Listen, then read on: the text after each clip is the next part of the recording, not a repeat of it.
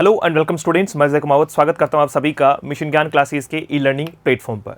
तो चलिए बच्चे, शुरू करते हैं आज के इस बेहतरीन टॉपिक को। जैसा कि लास्ट क्लासेज में हमारी बात हुई थी वो कंप्लीटली थी हमारे बेसिक्स के रिगार्डिंग। आज से हम जो है वो टॉपिक की शुरुआत करने वाले हैं।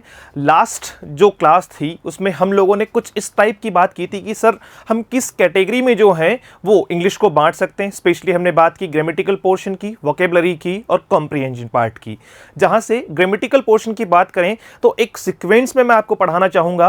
अगर हम बात करते हैं किसी भी टॉपिक को सीखने से पहले क्या सर उसका कुछ बेसिक क्लियर होना चाहिए, तो टॉपिक का बेसिक कहने का अर्थ क्या हुआ, जैसे अगर कोई स्टूडेंट चाहता है कि वो टेंस शुरू करे, ठीक है, बेहतरीन बात है, टेंस जो है वो उसे शुरू करना चाहिए। लेकिन कहीं ना कहीं एक को रिलेटेड बात ये भी है कि भाई टेंस सीखना है तो उसके लिए हमें क्या करना है, वर्ब की जानकारी मस्ट है, वर्ब की जानकारी मस्ट है। भाई वर्ब नहीं आती तो फिर टेंस को सीखने से का क्या फायदा। तो यूजुअली आप इस बात को जो है वो सीख के चलिए, समझ के चलिए कि हम चीजों को सीक्वेंशन जो है वो सीक्वेंस में सीखने वाले हैं, सीक्वेंसली सीखने वाले हैं। तो चलिए शुरू करते हैं आज का टॉपिक। हम बात करेंगे वर्ब के रिगार्डिंग।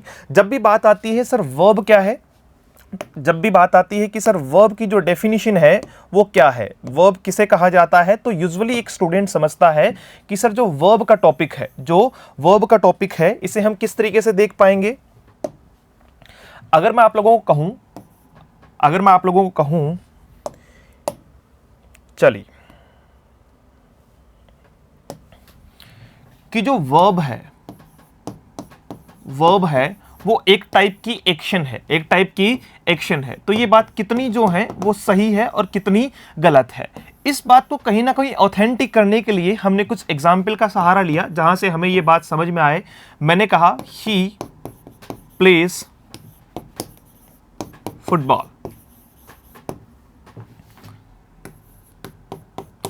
दूसरी बात हुई हमारी ही इज ए फुटबॉलर, और तीसरी बात हुई ही हैज ए फुटबॉल। अगर इन तीनों सेंटेंस को हम देखें तो हमें एक बात समझ में आती है, इन तीनों सेंटेंस को देख के हमें एक बात समझ में आती है कि सर इस सेंटेंस में ये देखो कि ही अगर इसका सब्जेक्ट है तो प्ले यहां पे क्या हुई, प्ले मतलब खेलना। खेलना जो है वो अपने आप में किसको रिप्रेजेंट करता है, सर एक्शन को रिप्रेजेंट करता है, यस और नो, डेफिनेटली। और क्या खेल रहा है, फुटबॉल खेल रहा है। इसका मतलब एक टाइप की वो वर्ब जो किस पे प्रभाव डाल रही हो, किसको रिसीव कर रही हो, ऑब्जेक्ट को रिसीव कर रही हो, ऑब्जेक्ट पे प्रभाव डाल रही हो। दूसरी बात करें, अगर दूसरे सेंटेंस में हम कहें ही इज अ फुटबॉलर, भाई उसका फुटबॉलर होना किसी भी तरीके से किसी भी एक्शन को रिप्रेजेंट नहीं कर रहा है, यस और नो, बिल्कुल नहीं कर रहा सर। क्यों? क्योंकि ये जो इज है वो किस बात को बताने के लिए आया है कि सर यही जो व्यक्ति है, कौन, ही, यही अपने आप में एक फुटबॉलर है, यस और नो। आप कहेंगे सर बिल्कुल ठीक बात है कि आपका ही फुटबॉलर है। इसका मतलब क्या हुआ कि दोनों जो हैं वो एक ही कॉम्प्लीमेंट्री तौर पे जो है वो यूज किए गए हैं। ही का ही कॉम्प्लीमेंट है आपका ए फुटबॉलर, यस और नो, क्लियर हुई ये बात। अब देखो इसके ठीक बाद में बात करते हैं। तो सर इसको क्या कहा अपन ने, इसको अपन कह देंगे भाई लिंक करने के लिए लिंकिंग वर्ब। क्या कह देंगे, लिंक करने के लिए लिंकिंग वर्ब कह देंगे। और तीसरी बात आती है ही हैज ए फुटबॉल, उसके पास में फुटबॉल का होना, उसके पास में फुटबॉल का होना ना किसी प्रकार की एक्शन को रिप्रेजेंट करता है, ना किसी प्रकार की एक्शन को रिप्रेजेंट करता है, और ना ही किसी प्रकार की जो है वो लिंक को रिप्रेजेंट करता है। अगर मैं कहूं कि मेरे पास में एक कार है, मेरे पास एक कार है, तो इसका मतलब उस कार पर मेरा अधिकार है। मेरे पास एक बुक है, इसका मतलब उस बुक पर मेरा अधिकार है, मेरा पोजीशन है, मेरी ऑनरशिप है। तो अपने आप में इस बात को कैसे समझेंगे कि सर यहां जो हैज आया है वो अपने आप में क्या है, सर वो हैज जो है वो इस फुटबॉल पे पोजीशन बताने का काम कर रहा है। सो there are many type of verbs that is called action, linking and possession। किस तरीके के सेगमेंट बनते हैं, वर्ब के कौन कौन से टाइप होते हैं, ये सिर्फ एक एग्जांपल से मैंने आपको ये बताया है कि एक ढर्रे पे वर्ब को तैयार करना कि साहब वर्ब इज एन एक्शन, या मेन वर्ब होती है, या हेल्पिंग वर्ब होती है, ये अधिकतर स्टूडेंट को इनमें डिफरेंस समझ में ही नहीं आता कि कौन सी वर्ब किस तरीके से यूज की जाती है। आज हम बात करने वाले हैं इस सेशन में इन्हीं टाइप की कुछ वर्ब्स के बारे में कि कौन सी वर्ब है, उसकी क्या कैटेगरी है। हर एक पॉइंट को हम लोग लेकर चलेंगे और हर एक बात को आगे जो है वो सीखते हुए चलेंगे। तो शुरुआत करते हैं इन कुछ एग्जाम्पल्स के बाद में वर्ब को लेकर कि वर्ब क्या है, किस तरीके से वर्ब को यूज किया जाएगा, वर्ब के कौन कौन से पार्ट है। लीजिएगा, अगर मैं बात करूं किसके बारे में, वर्ब के बारे में, तो वर्ब के बारे में सबसे प्रचलित और पहली बात हम जो शुरू करेंगे वो है उसकी डेफिनेशन। सर वर्ब की डेफिनेशन की जब भी बात आती है, so it's a type of word used for saying something about one person और थिंग। ठीक है भाई, ये एक तरीके से किसको रिप्रेजेंट करता है? अभी भी हमने बात की कि सर वर्ब जो है वो किसको रिप्रेजेंट कर रहा था? अगर कोई व्यक्ति एक्शन कर रहा है, अगर किसी व्यक्ति को लिंक करना हो, ठीक है, और अगर उस व्यक्ति के बारे में क्या बताना हो, पोजीशन बताना हो, यस और नो। तो ये बात हमारी हुई किसके बारे में? वर्ब के बारे में। किसके बारे में? वर्ब के बारे में। एज एन एग्जाम्पल अगर हम बात करें जैसे गो जो है वो अपने आप में क्या है? आपकी वर्ब है, जाने के लिए हो रही है। सर कौन जाएगा? कोई व्यक्ति जाएगा या किसी वस्तु की बात होगी या किसी व्यक्ति की बात होगी। वैसे ही हम बात करें बी का अर्थ होता है होना। अब यहां से जो है वो आपकी बहुत सारी फॉर्म बनती है। आपकी इज एम आर है आपका, या आपका वोजवर जो है, आपकी इज एम आर और वोजवर की जो फॉर्म है वो कहां से बनती है? बी से बनती है। डू आपकी हुई, विन आपकी हुई, मे आपका हुआ, केन आपका हुआ। अब देखिएगा सर, क्या मे और केन भी वर्ब हो सकती है? भाई बिल्कुल हो सकती है। अब ये हम धीरे धीरे समझेंगे कि सर मे और केन हेल्पिंग वर्ब है, मेन वर्ब है, नीड आपकी हेल्पिंग वर्ब होगी, मेन वर्ब होगी। एक एक पॉइंट को हम लेकर चलेंगे। तो अभी हमने जो सीखना शुरू किया है, verb is a type of a word. भाई ये एक शब्द का एक ऐसा प्रकार है जो किसके बारे में बात कर रहा है? किसी व्यक्ति या किसी जो है वो वस्तु के कुछ करने की प्रवृत्ति की बात कर रहा है। करना, होना या अधिकार। ठीक है, ये तीनों जो है वो एक्शन हुआ, लिंक हुआ या आपका पोजीशन हुआ। एक्शन, लिंक या आपका पोजीशन हुआ। डेफिनेटली क्लियर हुई होगी ये बात करते हैं सर वर्ब के बारे में कि वर्ब को अगर कैटेगराइज्ड किया जाए तो वर्ब कितने प्रकार की होती है। पहले मेरी बात सुनेगा, वर्ब को कैटेगरी वाइज हम फाइनाइट में भी रखते हैं, नॉन फाइनाइट में भी रखते हैं। सर ये क्या होती है? भाई बताएंगे। ट्रांजिटिव हुआ, इंट्रांजिटिव हुआ, रेगुलर हुआ, इरेगुलर हुआ, ये सारे के सारे जो टाइप हैं हम लोग पढ़ने वाले हैं, लेकिन बिल्कुल सीक्वेंस के आधार पे। किसके आधार पे? बिल्कुल सीक्वेंस के आधार पे ये सारी चीजें हमें पढ़ने वाले हैं। तो शुरू करते हैं। सबसे पहले मेन वर्ब क्या है। अगर मैं आपको कहूं कि भाई किसी भी सेंटेंस में सबसे पर्टिकुलर वर्ड या सबसे जो है वो इंपॉर्टेंट वर्ड कौन सा है, तो आपको कहना है सर वर्ब है। Because it's impossible to make a sentence without a verb. बिना वर्ब के सेंटेंस बनाना असंभव वाली सी बात करना है सर। तो यहां किसकी बात कर रहे हैं हम? मेन वर्ब की। अब वर्ब के दो टाइप हुए, एक तो भाई मुख्य और एक आपकी हेल्पिंग वर्ब। समझते चलना, धीरे धीरे सारी चीजें समझेंगे अपन। फिलहाल अपन बात कर रहे हैं मेन वर्ब के उन सारे टाइप्स की कि मेन वर्ब कितने टाइप की हो सकती है। तो यूजुअली हम स्टार्ट करेंगे, सबसे पहले बात कर रहे हैं मेन वर्ब को लेके। हर सेंटेंस में क्या होता है? Every sentence has a main verb. A main verb is one which carries the meaning in a verb phrase. भाई मेन वर्ब का मुख्य काम क्या है? सेंटेंस को फ्रेम करना। अब सर हमने हेल्पिंग वर्ब भी सुना है। भाई हेल्पिंग वर्ब का खुद का नेचर ही कहता है कि वो हेल्प करने के लिए आती है। इसका मतलब उसका यूज अगर किया जाएगा, किसी सेंटेंस में हेल्पिंग वर्ब का यूज किया जाएगा, आप तो यूज समझो। ठीक है, एज एन एग्जांपल मैं आपको इस बात को यूज समझाता हूं कि किसी भी सेंटेंस के लिए सबसे पहली और इंपॉर्टेंट जो टास्क है वो उसकी मेन वर्ब है। ठीक है, अगर उस सेंटेंस में हेल्पिंग वर्ब आती है तो उसके साथ में मेन वर्ब का आना कंपलसरी है। और सर अगर किसी सेंटेंस में सिर्फ हेल्पिंग वर्ब आए तो क्या वो सेंटेंस बनता है? भाई बनता है, लेकिन वहां वो हेल्पिंग वर्ब नहीं होती, वहां वो क्या होती है? मेन वर्ब की तरह काम करना शुरू कर देती है। क्योंकि जितनी भी हेल्पिंग वर्ब होती है वो मेन वर्ब का काम भी करती है। आई बात समझ में? किसकी बात कर रहे हैं? हेल्पिंग वर्ब जो है वो मेन वर्ब की तरह रिएक्ट करना शुरू कर देगी। यानी तीनों में एक कॉमन बात जो आपको दिखाई दी होगी वो है मेन वर्ब। यानी मुख्य रूप से किसी भी सेंटेंस को फ्रेम करने के लिए हम जिस सेगमेंट का यूज करते हैं वो आपका मेन वर्ब है। एग्जाम्पल की बात करें, जैसे अपन ने कहा birds fly in the sky. भाई किसकी बात हो रही है? बर्ड्स आपका जो है वो सब्जेक्ट हुआ, फ्लाई सर मेन वर्ब हुई। फ्लाई क्या हुआ? आपका मेन वर्ब हुआ। इन द स्काई आपका जो है वो आपका वर्ब फ्रेज हुआ, एडवर्ब फ्रेज हुआ आपका, क्या हुआ आपका एडवर्ब जो है ये इन द स्काई क्या है, फ्रेज है, इन द स्काई क्या है, फ्रेज है। और फ्रेज है तो भैया किसको बता रहा है भाई, उड़ने की बात को कर रहा है। भाई उड़ेगा कहां उड़ेगा, साफ आसमान में उड़ेगा, तो आपकी एडवर्ब फ्रेज है, वर्ब को क्वालिफाई करने के लिए इसका यूज किया जा रहा है। अरे पढ़ाया था कि नहीं पढ़ाया था, कहोगे सर बेसिक में आपने फ्रेज पढ़ाई थी। तो यही तो मैं उस टाइम पे कह रहा था कि बार बार आगे सेंटेंस में जाएंगे तो मैं इन जो बेसिक्स जो नॉलेज है, बेसिक जो नॉलेज अपन ने लिया है, इसकी बात मैं आपसे जरूर करूंगा। तो यहां पे पहला एग्जांपल अपन ने देखा। दूसरा देखो, दे वॉन द मैच, दे आपका हुआ जी सब्जेक्ट, वोन आपकी हुई वर्ब की सेकंड फॉर्म और द मैच आपका हुआ ऑब्जेक्ट। अब मेरी बात सुनो, किसकी बात हो रही है, किसकी बात हो रही है, आपकी वोन की बात हो रही है। सर वोन क्या है, मेन वर्ब है, वोन क्या है आपकी मेन वर्ब। भाई इसमें कहीं हेल्पिंग वर्ब दिखाई दे रहा है, नहीं दिखाई दे रहा, तो इसका मतलब मेन वर्ब से सेंटेंस को फ्रेम किया जा रहा है। कहां से, मेन वर्ब से सेंटेंस को फ्रेम किया जा रहा है। क्लियर हुई ये बात हमारी। अब इसके ठीक बाद में बात करते हैं कि सर मेन वर्ब के डिफरेंट डिफरेंट टाइप्स की बात होती है, तो आप हमें यह समझा दीजिए कि मेन वर्ब के उन डिफरेंट टाइप्स में से पहला टाइप कौन सा है। तो यहां से आपको जो है वो कुछ चीजें मैं बताता चलूंगा कि मेन वर्ब को अगर डिफरेंट टाइप में बांटने की बात करें तो सबसे पहले बात आती है दो टाइप की, एक आपका ट्रांजिटिव और एक आपका इंट्रांजिटिव। सर ट्रांजिटिव और इंट्रांजिटिव क्या है, हिंदी मीडियम वाले बिल्कुल इस बात को समझ गए होंगे। एक सकर्मक क्रिया है, एक अकर्मक क्रिया है। एक होती है आपकी बच्चे विद ऑब्जेक्ट, जिसमें ऑब्जेक्ट आएगा, एक आपकी होती है विदाउट ऑब्जेक्ट, एक आपकी होती है विदाउट ऑब्जेक्ट, जिसमें क्रम नहीं आएगा। इसको सकर्मक कहते हैं और इसको जो है वो अकर्मक कहते हैं। इसको क्या कहते हैं, अकर्मक कहा जाता है, जिसमें क्रम नहीं होता और जिसमें क्रम होता है। क्लियर। ट्रांजिटिव और इंट्रांजिटिव वर्ब, ट्रांजिटिव और इंट्रांजिटिव वर्ब देख लीजिएगा।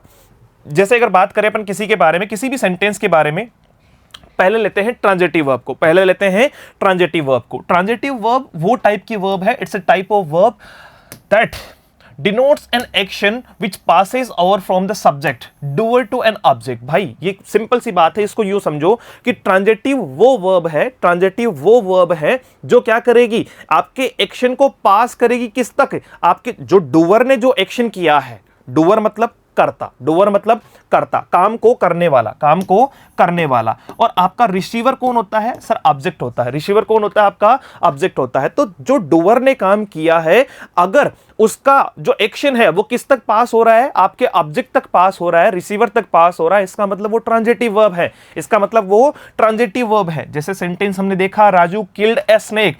भाई डूअर काम करने वाला कौन है, ये राजू भैया हैं। किल्ड मतलब इन्होंने मारा है, वर्ब की सेकंड फॉर्म, किसको, ए स्नेक को। जीव हत्या बहुत गलत है, नहीं करनी चाहिए, सिर्फ सेंटेंस की बात कर रहे हैं। ये हुआ आपका ऑब्जेक्ट, ये आपका हुआ जी ऑब्जेक्ट। अब मुझे बताओ, राजू ने एक काम किया, राजू ने एक एक्शन की और उस एक्शन का प्रभाव किसको मिला, इस बेचारे सांप को मिला। इसका मतलब ये जो एक्शन है वो कौन सी है, सर ये ट्रांजिटिव वर्ब है। कैसे पता चला भाई तुम लोगों को, सर देखो आगे लिखा हुआ है ऑब्जेक्ट। मैंने यही तो कहा था कि विद ऑब्जेक्ट अगर आता है, यानी डूअर जो काम करेगा और उसका प्रभाव अगर हमें मिलता है किस पे, रिसीवर पे, तो वो एक्शन आपकी कहलाएगी, आपकी ट्रांजिटिव वर्ब कहलाएगी। क्या कहलाएगी, ट्रांजिटिव वर्ब कहलाएगी। उसी को सेकंड सेंटेंस में हमने देखा, sir Harish wrote a letter. भाई हरीश भैया ने क्या लिखा है, एक लेटर लिखा है। अब देख के बताओ तो, देखे ये हुआ सब्जेक्ट, ये हुआ आपका वर्ब की सेकंड फॉर्म मेन वर्ब आपकी, ये क्या हुई आपकी मेन वर्ब, और ये आपका हो गया सर ऑब्जेक्ट, ये आपका हो गया ऑब्जेक्ट। कुछ समझ में आया, सर बिल्कुल आया। कैसे समझ में आया, हरीश ने एक काम किया, ठीक है, हरीश ने एक एक्शन की, हरीश इज अ डूअर। इसको अगर पूरी तरीके से देखोगे तो पता चलेगा हरीश क्या है, आपका डूअर है, ठीक है। आपकी रोट लिखना क्या है, सर रोट जो है वो एक्शन है, रोट क्या है, एक्शन है। एक्शन होने के साथ साथ में ये मेन वर्ब है, मेन वर्ब में एक्शन का काम कर रही है। और ए लेटर क्या लिखा, भाई लेटर लिखा, ये क्या है ऑब्जेक्ट। यानी हरीश ने कुछ काम किया और वो जो इसका जो एक्शन है वो किस पे पास ओवर हुआ है, आपके ऑब्जेक्ट पे पास ओवर हुआ है, आपके ऑब्जेक्ट पे जो है वो उसका प्रभाव दिखाई दे रहा है, तो वो क्या कहलाएगी आपकी। अब ये जो वर्ब है वो कौन सी वर्ब कहलाएगी, ट्रांजिटिव वर्ब कहलाएगी। कौन सी वर्ब कहलाएगी, ट्रांजिटिव वर्ब कहलाएगी। होपफुली आपको ट्रांजिटिव का कॉन्सेप्ट बिल्कुल समझ में आया होगा कि सर ऑब्जेक्ट हो तो ट्रांजिटिव, नहीं हो तो इंट्रांजिटिव। आओ देखिए, सबसे पहले है सम ट्रांजिटिव वर्ब्स। उन ट्रांजिटिव वर्ब्स की बात कर रहे हैं जिनके बाद में आपको ऑब्जेक्ट दिखाई देने वाला वाला है, जिनके बाद में आपको ऑब्जेक्ट दिखाई देने वाला है। ट्रांजिटिव का मतलब विद ऑब्जेक्ट, ट्रांजिटिव का मतलब विद ऑब्जेक्ट। तो ये आपकी क्या है, ये आपकी क्या है, वो ट्रांजिटिव वर्ब है जिनके साथ में आपको ऑब्जेक्ट दिखाई देगा। जैसे आपका अरेस्ट हुआ, अवॉइड हुआ, डू हुआ, इंजॉय है, फाइंड है, फोर्स है, गेट है, गिव है, ग्रेब, हिट है, लाइक है, पुल है, रिपोर्ट है, शॉक है, टेक है, टेल है, टच, वांट और वांट एटसेट्रा। तो ये सारी की सारी वर्ब किसकी तरह यूज आएगी, ट्रांजिटिव वर्ब की तरह यूज की जाएगी। किसकी तरह यूज की जाएगी, ट्रांजिटिव वर्ब की तरह यूज की जाएगी। अब बात करते हैं सबसे पहले सर ट्रांजिटिव वर्ब में भी टाइप होते हैं, ट्रांजिटिव वर्ब के भी टाइप होते हैं और उन्हीं ट्रांजिटिव वर्ब के टाइप की हम लोग यहां पर बात करने वाले हैं। उन्हीं ट्रांजिटिव वर्ब के टाइप की हम लोग बात करने वाले हैं और वो आपका क्या होना है, काइंड्स ऑफ ट्रांजिटिव वर्ब की अगर मैं बात करूं कि सर कितने टाइप की ट्रांजिटिव वर्ब होती है, कितने टाइप की जो है वो ट्रांजिटिव वर्ब होती है, तो आप क्या कहेंगे, आप क्या कहेंगे भाई, आप कहेंगे सर ट्रांजिटिव वर्ब की अगर टाइप की बात करोगे ना, आप ट्रांजिटिव वर्ब के टाइप की बात करोगे तो टोटली 3 टाइप की जो है वो ट्रांजिटिव वर्ब होती है। ट्रांजिटिव वर्ब कितने टाइप की होती है, 3 टाइप की ट्रांजिटिव वर्ब होती है। अब वो 3 टाइप कौन कौन से हैं, अब वो 3 टाइप कौन कौन से, आराम आराम से समझते चलो। पहली बात, ट्रांजिटिव मतलब ऑब्जेक्ट होगा, ट्रांजिटिव मतलब ऑब्जेक्ट होगा। तो ट्रांजिटिव वर्ब आपकी 3 टाइप है। एक हमने कहा सर, एक आपका जो है वो टाइप हो गया कौन सा, मोनो ट्रांजिटिव। एक आपका कौन सा हो गया, मोनो ट्रांजिटिव। मोनो का सब जानते हैं, मोनो आता है जी 1 के लिए, मोनो आता है आपका 1 के लिए। सर डाई ट्रांजिटिव की बात करें तो डाई ट्रांजिटिव आपका कितने के लिए आता है सर, 2 के लिए, ठीक है। 1 ऑब्जेक्ट, अगर एक ऑब्जेक्ट दिया है तो वो मोनो ट्रांजिटिव है, अगर 2 ऑब्जेक्ट दिए हैं तो वो डाई ट्रांजिटिव है। और अगर बात करें किसके बारे में, कॉम्प्लेक्स ट्रांजिटिव वर्ब के बारे में, कॉम्प्लेक्स ट्रांजिटिव वर्ब के बारे में, तो इसका भी कॉन्सेप्ट सीखेंगे कि ये क्या होता है। फिलहाल अगर बात करें कि सर ट्रांजिटिव मतलब विद ऑब्जेक्ट, अब विद ऑब्जेक्ट में एक ऑब्जेक्ट भी आ सकता है, 2 भी आ सकते हैं, एक ऑब्जेक्ट भी आ सकता है, 2 भी आ सकते हैं। तो इनके बारे में बातचीत करना शुरू करते हैं। पहले बात करते हैं सर मोनो ट्रांजिटिव वर्ब की। किसकी बात करते हैं, मोनो ट्रांजिटिव वर्ब की। जो most transitive verbs take only 1 object, जो अधिकतर ट्रांजिटिव वर्ब है ना वो सिर्फ एक ऑब्जेक्ट लेकर चलती है और उन्हें क्या कहा जाता है, मोनो ट्रांजिटिव वर्ब कहा जाता है, जिसमें एक ऑब्जेक्ट हो। जैसे ही ब्रोक द टेबल, ही इसका क्या हुआ सर, ही इसका सब्जेक्ट हुआ, ही इसका क्या हुआ सर, ही इसका सब्जेक्ट हुआ। ब्रोक आपकी क्या हुई, वर्ब की second form main verb. Table आपका क्या हुआ, द टेबल आपका ऑब्जेक्ट है। तो भाई कितने ऑब्जेक्ट हैं, आप कहोगे सर एक ही ऑब्जेक्ट है। इसका मतलब ये जो वर्ब है, यहां से क्या समझे कि पहली बात तो ये वर्ब क्या है सर, ये ट्रांजिटिव है।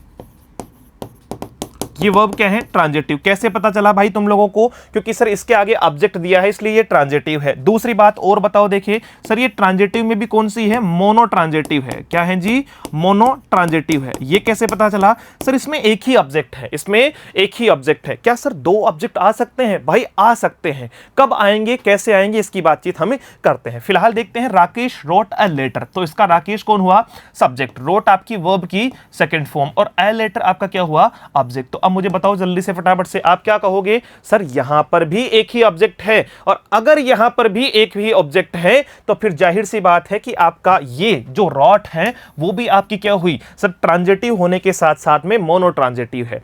So transitive is that type of verb that has object, mono transitive जिसमें एक ऑब्जेक्ट हो। अब दूसरे की बात करते हैं सर, डाया ट्रांजिटिव क्या होती है। डाया पहले ही बता चुका हूं, 2 के लिए यूज किया जाता है। किसके लिए, 2 के लिए। अब देखो डाई ट्रांजिटिव जो वर्ब है, सम ट्रांजिटिव वर्ब्स लाइक, अब देखो आपको दिया है बकायदा, आपको कौन कौन सी वर्ब, अगर बात करें आस्क हुआ, बुक हुआ, ब्रिंग हुआ, बाई हुआ, चार्ज, कोस्ट, फेच, गेट है, गिव है, ग्रांट है, हैंड है, लीव है, लेंट है, मेक है, offer, owe, pass, pay, promise, read, refuse, save, sell, send, show, take, teach, tell, throw, write. ये सारी की सारी जो वर्ब है भाई, सारी वर्ब दे भी रखी है, मोस्टली वर्ब आपको दे भी रखी है कि इन वर्ब का यूज आप जो है वो किसके लिए करते हैं, डाई ट्रांजिटिव वर्ब के तौर पे करते हैं। मतलब आपको यहां क्या दिखाई देने वाला है, आपको जो है वो 2 ऑब्जेक्ट दिखाई देने वाले हैं।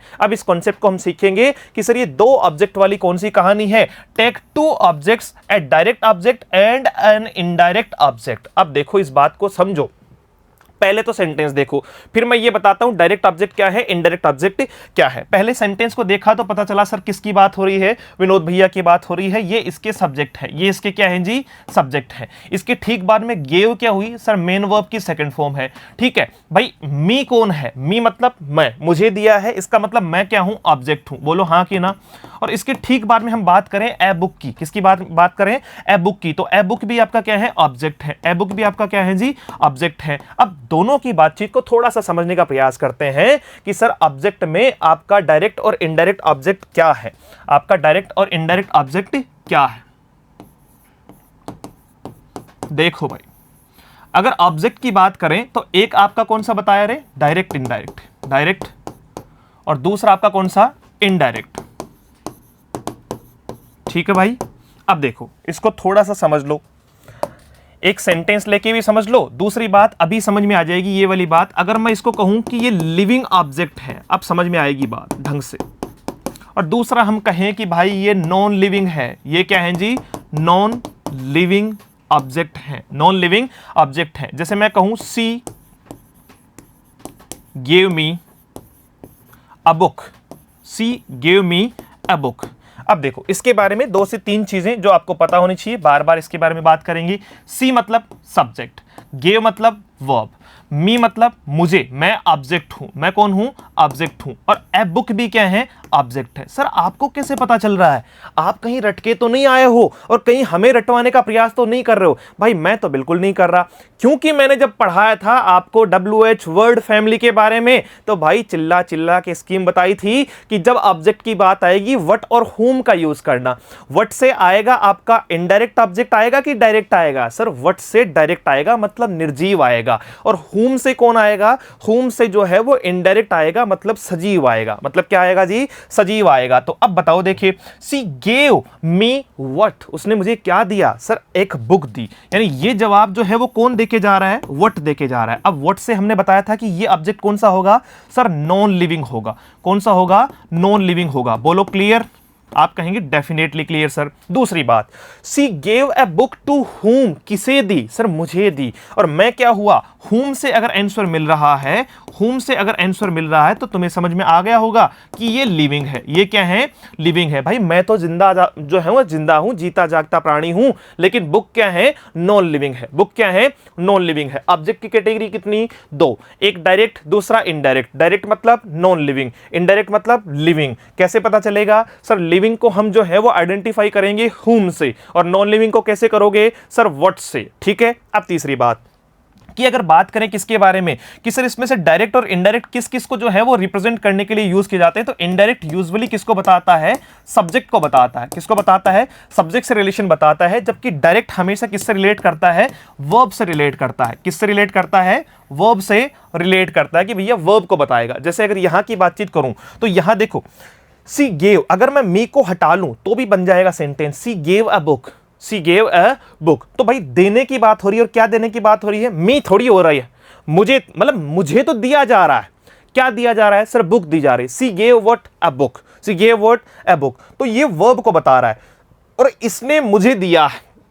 सी ने जो बुक है वो किसे दिया है, मुझे दिया है। इसका मतलब मैं कौन हूं, मैं कौन हूं भैया, मेरा जो है वो सब्जेक्ट से रिलेशन आ रहा है। इनडायरेक्ट मतलब लिविंग का सब्जेक्ट से रिलेशन आएगा, डायरेक्ट जो है वो वर्ब से रिलेट करेगा। होपफुली आपको ये बात समझ में आई होगी। आ जाओ देखिए पीछे फटाक से इस बारे में बात करते हैं कि सर डायरेक्ट ट्रांजिटिव वर्ब मतलब वो वर्ब जिनमें 2 ऑब्जेक्ट शामिल होते हैं, जिनमें 2 ऑब्जेक्ट शामिल होते हैं। आओ देखिए, they told me a story, they told me a story, दे आपका हुआ जी सब्जेक्ट, इसके बाद में टोल्ड आपकी हुई वर्ब, मी मतलब मैं, अब मी और ए स्टोरी, उन्होंने क्या बताया, उन्होंने क्या बताया, आप कहेंगे सर स्टोरी बताई, a story, what a story, to whom me, किसे बताया, मुझे बताया। हुम मतलब लिविंग, होम मतलब लिविंग, लिविंग मतलब इनडायरेक्ट ऑब्जेक्ट। वैसे ही आपका स्टोरी मतलब ए स्टोरी मतलब नॉन लिविंग, नॉन लिविंग मतलब डायरेक्ट ऑब्जेक्ट। डन बिल्कुल डन सर, कोई दिक्कत ही नहीं इस बात में, तो आ जाओ फटाफट से। तो ऑब्जेक्ट के बारे में हम लोगों ने बात की, ऑब्जेक्ट के बारे में हम लोगों ने बात की। अब फाइनल बात करते हैं किसके बारे में, आपका थर्ड पार्ट, जिसके बारे में बहुत सारे स्टूडेंट्स को नहीं पता कि सर क्या होता है complex transitive verb. Complex transitive verb, mono समझ में आ गया, मोनो एक के लिए, डाई दो के लिए। अब ये कॉम्प्लेक्स ट्रांजिटिव वर्ब कौन सी है सर? ट्रांजिटिव भी हमें समझ में आ गई, लेकिन कॉम्प्लेक्स ट्रांजिटिव समझा दो। तो आओ समझते हैं। पहली बात, कुछ ऑब्जेक्ट की अगर बात करें, कुछ वर्ब की अगर बात करें, सम ट्रांजिटिव वर्ब्स लाइक इलेक्ट हुआ। देखो बहुत प्यारे प्यारे वर्ड है, इसका बहुत जो है बहुत बार यूज किया जाता है आर्टिकल के सेशन में, इसको ना मैं बताऊंगा आपको। इसको इलेक्ट हुआ, चूज हुआ, सेलेक्ट हुआ, मेक हुआ, अपॉइंट हुआ, कॉल हुआ, नेम हुआ, नॉमिनेट हुआ, थिंक हुआ, फाइंड हुआ, कंसीडरिंग हुआ, बिलीव हुआ। टेक एन ऑब्जेक्ट, या तो लेंगे मतलब जो है वो ये क्या लेते हैं, ऑब्जेक्ट लेते हैं, कौन सा? Indirect object, and complement to complete the sentence. भाई कॉम्प्लीमेंट सुना है तुम लोगों ने? कॉम्प्लीमेंट सुना है? जैसे सर हमने दिया भी है, हम जो है वो अड़ोसी पड़ोसी को कॉम्प्लीमेंट दे भी देते हैं कि भाई तो बहुत वाहियात लग रहा है ना। कॉम्प्लीमेंट दोनों भाषाओं में दिया जा सकता है, आपका पॉजिटिव में भी और नेगेटिव में भी। क्लियर? यहां बात कर रहे हैं किसके बारे में? कॉम्प्लीमेंट देने के बारे में। किसके बारे में? कॉम्प्लीमेंट देने के बारे में। एक सेंटेंस तुम्हें समझ में आ जाएगी कहानी पूरी की पूरी। यहां पे है सीमा, ये है इसकी सब्जेक्ट, यस और नो? बिल्कुल सर। नेम्ड का मतलब नामकरण किया है भैया, नाम दिया है। वर्ब है, बिल्कुल वर्ब है सर, वर्ब की सेकंड फॉर्म है। वर्ब की क्या है जी? सेकंड फॉर्म है। हर सन, ये कौन है? ये सीमा का जो है वो अपना मतलब सीमा का बच्चा है। सीमा का क्या है जी? बच्चा है। ये ऑब्जेक्ट है, ये इसका क्या हुआ? ऑब्जेक्ट हुआ। और हर सन, मैं कहूं सीमा ने नाम दिया, किसे दिया? अपने लड़के को दिया सर, अपने बच्चे को दिया। इसका मतलब हुम, किसे दिया? हुम। हुम का मतलब जाहिर सी बात है ये आपका ऑब्जेक्ट है और कौन सा है? लिविंग है। ऑब्जेक्ट है और कौन सा है? लिविंग है। तो मैंने गलत पढ़ा है क्या? मैंने तो नहीं पढ़ा है। मैंने कहा भाई इनडायरेक्ट ऑब्जेक्ट आना चाहिए। कौन सा आना चाहिए? इनडायरेक्ट ऑब्जेक्ट आना चाहिए। इनडायरेक्ट ऑब्जेक्ट आना चाहिए। अब देखो अपने बच्चे को नाम दिया है क्या? वाशु। अपने बच्चे को क्या नाम दिया है? वाशु नाम दिया है। अब तुम एक बात समझो कि ये वाशु कौन? सर इसका बच्चा ही है, इस बच्चे का नाम ही वाशु है, इस बच्चे का नाम ही वाशु है मेरे भाई। तो जाहिर सी बात है ये वाशु कौन है? इस बच्चे के लिए ही तो आया है। यानी ऑब्जेक्ट को जो कॉम्प्लीमेंट देगा वो ऑब्जेक्ट कॉम्प्लीमेंट कहलाएगा, सब्जेक्ट को जो कॉम्प्लीमेंट देगा वो सब्जेक्ट कॉम्प्लीमेंट कहलाएगा। जैसे मैं कहूं राम इज ए डॉक्टर, तो भाई डॉक्टर साहब कौन? डॉक्टर साहब हैं जी राम। डॉक्टर साहब कौन है? राम। राम इसका कौन है? सब्जेक्ट। सब्जेक्ट को फुलफिल करने के लिए कॉम्प्लीमेंट दिया गया है, ये आपका कॉम्प्लीमेंट, ये आपका कॉम्प्लीमेंट कि राम जो है वो डॉक्टर हैं। तो अब ये क्या बना भाई? अब ये क्या बना? आप कहोगे सर ये बना सब्जेक्ट कॉम्प्लीमेंट। ये क्या बना? Subject complement. वैसे ही ऑब्जेक्ट को कॉम्प्लीमेंट देने का मतलब क्या हुआ कि वो ऑब्जेक्ट कॉम्प्लीमेंट बनाएगा। वो क्या बनाएगा? ऑब्जेक्ट कॉम्प्लीमेंट बनाएगा। ऑब्जेक्ट तो आ चुका है। लिविंग ऑब्जेक्ट को जब कॉम्प्लीमेंट्री पार्ट में रखा जाता है तो वो क्या कहलाती है? कॉम्प्लेक्स ट्रांजिटिव वर्ब कहलाती है। मोनो एक, डाई दो। अब बात करते हैं कॉम्प्लेक्स की। तो लिविंग ऑब्जेक्ट हो और उसको कॉम्प्लीमेंट दिया जाए, उसको कॉम्प्लीमेंट दिया जाए तो वो क्या कहलाता है? आपका जो है वो कॉम्प्लेक्स ट्रांजिटिव वर्ब कहलाती है। नीचे आओ, इस सेंटेंस को और बढ़िया से समझते हैं। वी मतलब सब्जेक्ट, कॉल मतलब आपकी वर्ब। भाई हम बुलाते हैं, पुकारते हैं किसको? गांधी जी को। गांधी जी को ही क्या बुलाते हैं जी? बापू बुलाते हैं। यस और no? We call Gandhi Bapu. We call Gandhi Bapu. हम गांधी को क्या बुलाते हैं? बापू बुलाते हैं। इसका मतलब गांधी तो अपने आप में क्या हुआ? इसका ऑब्जेक्ट हुआ। Gandhi is a person, Gandhi was a person. भाई गांधी जी जो है वो महात्मा गांधी राष्ट्रपिता हमारे जो है वो एक व्यक्ति है, लिविंग है। यस और नो? अरे लिविंग मतलब जीवित नहीं है लेकिन है तो लिविंग है। तो क्या है? लिविंग कैटेगरी में। अब बताओ बापू किसको कहा है? सर बापू गांधी को कहा है। बापू किसको कहा है? सर बापू गांधी को कहा है। तो ये ऑब्जेक्ट कॉम्प्लीमेंट है, ओसी है। ये क्या है? ऑब्जेक्ट कॉम्प्लीमेंट है, ओसी है। अगर नहीं समझ में आया तो आओ फिर एक आधा क्वेश्चन इससे रिलेटेड और ले लेते हैं, इससे रिलेटेड और ले लेते हैं। जैसे मैं कहूं दे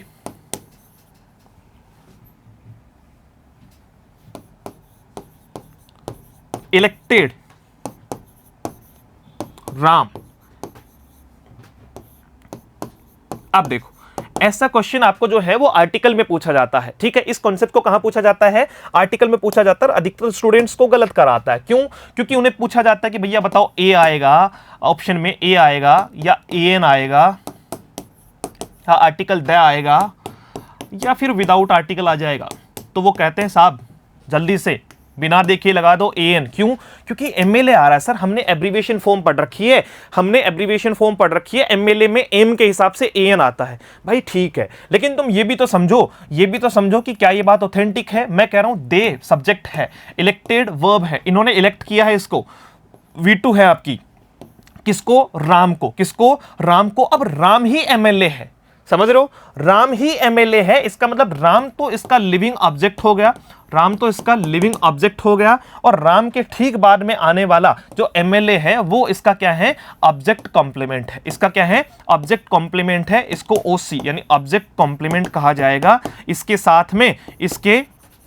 साथ में जो है वो किसी भी तरीके से आप जो है वो आर्टिकल का यूज नहीं कर सकते हैं। इसके साथ में किसी भी तरीके से आर्टिकल का यूज आप नहीं कर सकते हैं। Concept clear? Definitely clear sir, अब तो कोई दिक्कत ही नहीं है, अब तो कोई दिक्कत ही नहीं है। क्या समझ में आया? कितनी बात की हमने कि सर ट्रांजिटिव वर्ब जो होती है वो विद ऑब्जेक्ट होती है, ट्रांजिटिव वर्ब जो है वो विद ऑब्जेक्ट होती है। उसके 3 टाइप होते हैं, मोनो 1 ऑब्जेक्ट हो, डाई 2 ऑब्जेक्ट हो, और आपकी जो है वो कॉम्प्लेक्स ट्रांजिटिव कौन सी होती है? जिसमें लिविंग ऑब्जेक्ट दिया हो और लिविंग ऑब्जेक्ट के बाद में उसका ऑब्जेक्ट कॉम्प्लीमेंट दिया हो, तो वो क्या कहलाती है? कॉम्प्लेक्स ट्रांजिटिव वर्ब कहलाती है। जैसा कि यहां देख पा रहे हैं, इसमें किसी भी आर्टिकल का यूज करना बिल्कुल अनऑथेंटिक माना जाएगा। होपफुली आपको वर्ब का जो एक पार्ट है ट्रांजिटिव वर्ब के रिगार्डिंग हमने बात की, पहले मेन वर्ब के बारे में बात की, वर्ब को हमने समझा और फिर ट्रांजिटिव के बारे में बातचीत की, जो डेफिनेटली आपको बहुत ही बेहतरीन तरीके से समझ में आया होगा। बाकी की बातचीत करेंगे हम नेक्स्ट पार्ट में कि सर वर्ब को और किस तरीके से हम समझ सकते हैं। मिलते हैं इसी जोश और जुनून के साथ में एक अगले पार्ट में। Thank you so much, have a great day, see you soon in the next session. Jai Hind.